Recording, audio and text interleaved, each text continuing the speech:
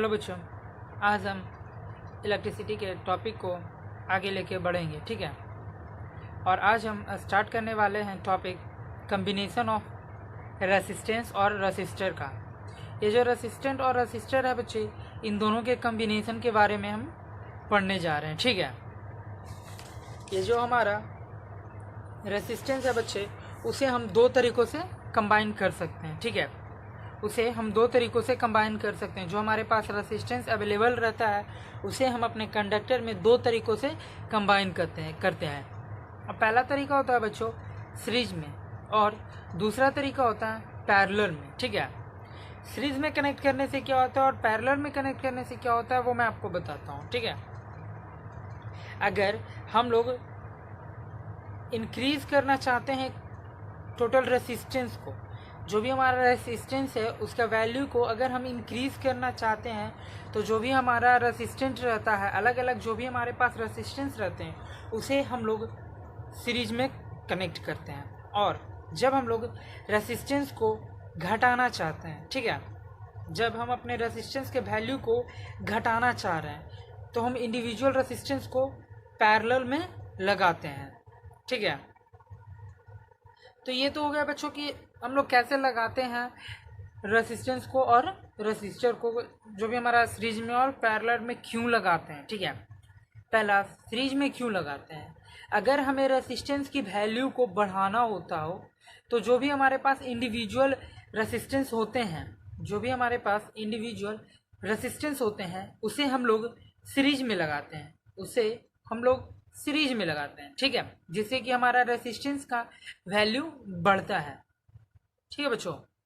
और अगर हम लोग रेसिस्टेंस को घटाना चाहते हैं, अगर हम लोग अपने कंडक्टर में रेसिस्टेंस को घटाना चाहते हैं, तो जो हमारे पास अवेलेबल रेसिस्टेंस होते हैं, जो भी हमारा इंडिविजुअल रेसिस्टेंस होता है उसे हम लोग पैरेलल में कनेक्ट करते हैं, उसे हम लोग पैरेलल में लगाते हैं, ठीक है। या जब दो रेसिस्टेंस को end to end consecutively connect किया जाता है तो उसे हम लोग कहते हैं कि वो जो कनेक्शन है उसे सीरीज कनेक्शन कहते हैं।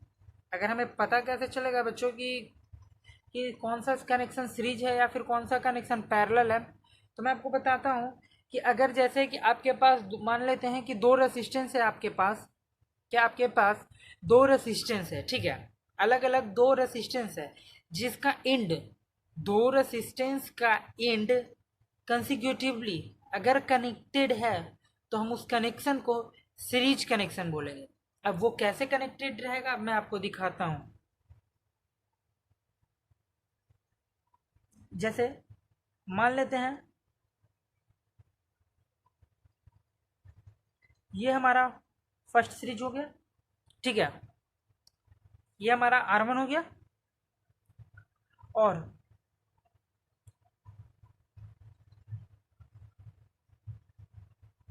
ये हमारा दूसरा हो गया R2।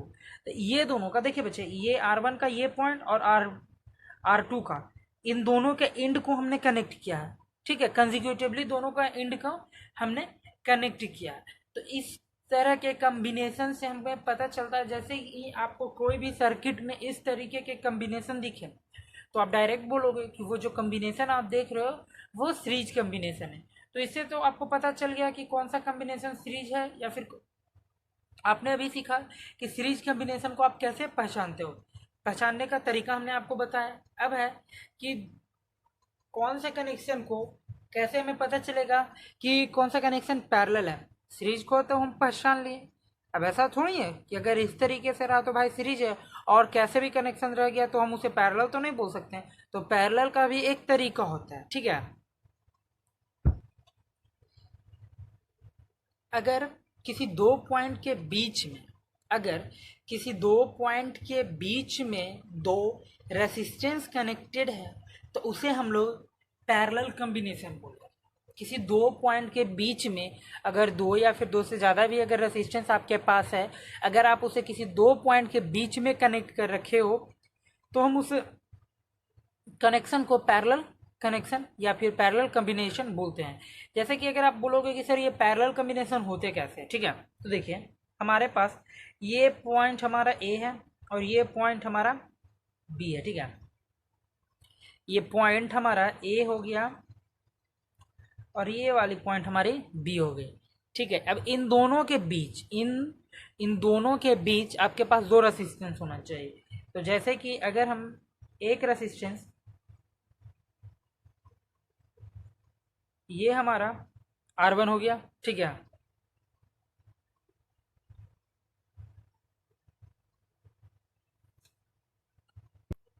और ये हमारा दूसरा हो जाएगा, ये हमने R1 दिया, ठीक है, और इसी तरीके से हम यहाँ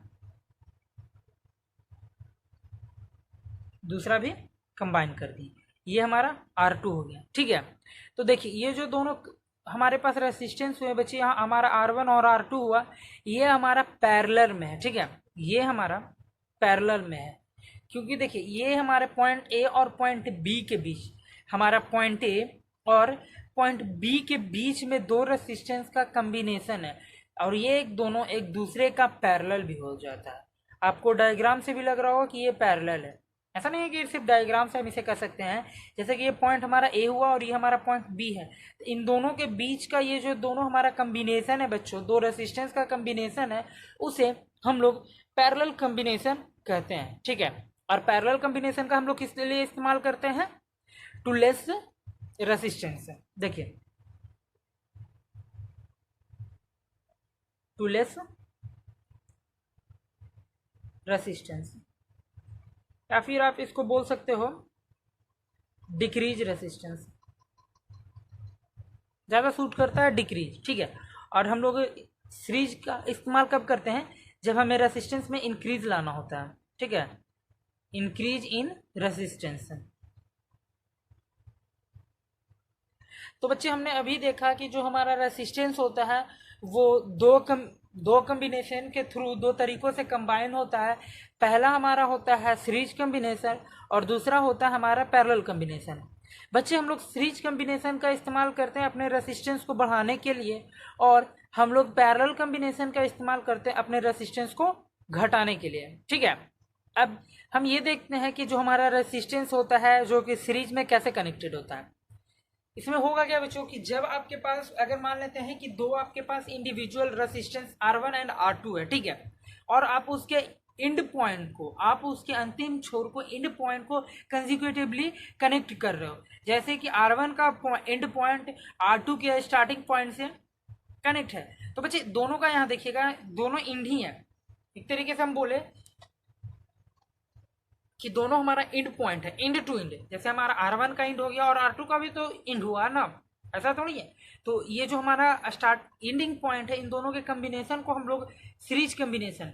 आपके पास कभी भी अगर आपको कोई भी सर्किट मिलता है और अगर उस सर्किट में इस टाइप से अगर आपका रेसिस्टेंस कंबाइंड है, तो आप बोल सकते हो कि वो जो आपका सर्किट है उसमें आपने सीरीज कम्बिनेशन कर रखा है, या फिर जो भी आपको दिया गया है उसमें सीरीज कंबाइंड सर्किट आपको दिया गया है। और बच्चे दूसरा है हमारा पैरेलल कम्बिनेशन, ठीक है। पैरेलल कम्बिनेशन में कैसे हम लोग रेसिस्टेंस का यूज करते हैं, हम लोग पैरेलल कम्बिनेशन में करते क्या है कि दो पॉइंट्स के, जैसे हमारा एक पॉइंट हो गया ए और एक पॉइंट हो गया बी, तो दो पॉइंट्स के बीच में दो रेसिस्टेंस के कम्बिनेशन को हम लोग पैरेलल करते हैं, ठीक है। जैसे कि आपको दिख रहा होगा ये हमारा R1 है और ये हमारा R2 है, ठीक है।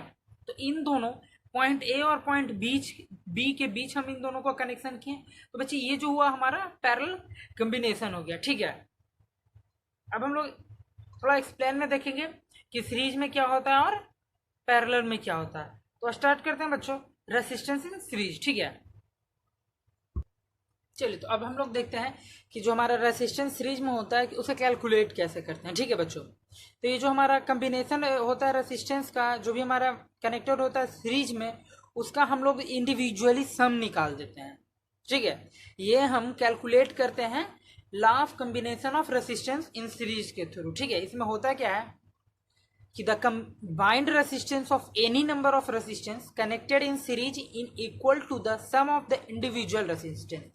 इसका मतलब हुआ बच्चों कि अगर आपने जो भी रेसिस्टेंस कनेक्ट किया है, कंबाइंड किया है सीरीज कनेक्शन में, तो वो कितने भी नंबर का रेसिस्टेंस हो, मान लेते हैं कि अगर आपका R1 2 ओम का है, कोई 6 ओम का अगर, या फिर कोई 8 ओम का आपने रेसिस्टेंस कनेक्ट किया, तो आप उन सब का इक्वल जो भी होता है, आप उन सारे का इंडिविजुअल सम निकालते हैं, सारे सीरीज का आप इंडिविजुअल सम निकालते हैं।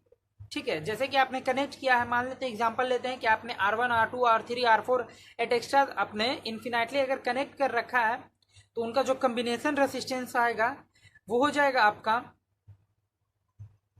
R1 plus R2 plus R3 dot dot dot, आप जितने कंबाइन किए हो। ठीक है, जैसे कि मैं आपको एग्जांपल लेकर फिर से दिखाता हूं। जैसे कि अब मान लेते हैं कि हमने R1 R2 R3 R4 dot dot dot ये सारे हमने रेसिस्टेंस को सीरीज में हमने कनेक्ट किया। ठीक है, हमने इसे कनेक्ट किया है सीरीज में। ये जो हमारा रेसिस्टेंस R1 R2 R3 और जो हमारा ये R4 है, इन सारे रेसिस्टेंस को हमने कनेक्ट किया सीरीज में। तो हमारा जो इसका डिफिनीशन है वो क्या कहता है बच्चे, कि जैसे कि अगर हमें कैलकुलेट करना है तो क्या करना होगा। जैसे हमारा डेफिनेशन बोल रहा है कि the combined resistance of any number of resistance connected in series is equal to the sum of individual resistance. जो हमारा कंबाइंड रेसिस्टेंस है किसी भी नंबर के रेसिस्टेंस का सीरीज में जो हमारा कनेक्टेड है, वो बराबर होता है इंडिविजुअल रेसिस्टेंस के सम का। जैसे कि हमारा ये R आ जाएगा, आपका रेसिस्टेंस आपका आ जाएगा R1 plus R2 plus R3 plus R4 plus dot dot dot. अब जितने भी रेसिस्टेंस को अगर आप कनेक्ट किए हो, मान लेते हैं कि आपका R1 है आपका 1 ओम का, R2 है आपका 3 ओम, R4 है आपका 5 ओम, R4 है आपका 8 ओम। ठीक है, तो आपका रेसिस्टेंस हो जाएगा बच्चों 1 प्लस 3 प्लस 5 प्लस 8 ओम। ठीक है, तो ये आपका आ जाएगा कितना, नॉट 17 ओम। तो ये जो हमारा कनेक्शन हुआ, इसका रेसिस्टेंस का वैल्यू आ जाएगा बच्चे 17 ओम। ठीक है बच्चे, इसका 2 पॉइंट होता है। जैसे कि अगर आप ढेर सारे रेसिस्टेंस के, बहुत सारे नंबर ऑफ रेसिस्टेंस को आप सीरीज में कनेक्ट करते हैं, तो जो आपका करंट सर्किट में, आपके पूरे सर्किट में जितना करंट फ्लो होता है, उतना ही करंट हर एक रेसिस्टेंस में फ्लो होगा। ठीक है बच्चों, और आपका दूसरा पॉइंट आता है कि जब कभी भी आप कितने भी नंबर ऑफ रेसिस्टेंस कनेक्ट करते हो सीरीज में, और उसे आपने ज्वाइन कर दिया है बैटरी के टर्मिनल से, जब आप एक बैटरी के टर्मिनल से ढेर सारे नंबर ऑफ रेसिस्टेंस को कनेक्ट करते हैं, जो कि आपका सीरीज में कनेक्शन होता है, तो जो आपका हर एक रेसिस्टेंस होता है, एक एक रेसिस्टेंस जो आपका अलग अलग रेसिस्टेंस होता है बच्चे, उन सब के पास अलग अलग आपका पीडी होता है। उनके हर एक एंड पे अलग अलग पोटेंशियल डिफरेंस होता है, जो कि डिपेंड करता है आपके कि बैटरी कितने वैल्यू की वोल्टेज आपको प्रोवाइड कर रही है। इसी कारण ठीक है, इससे एक रिजल्ट आता है कि जब कभी भी अगर एक नंबर ऑफ रेसिस्टेंस को अगर हम सीरीज में कनेक्ट करते हैं, तो उसका सम ऑफ पोटेंशियल डिफरेंस जो भी उसके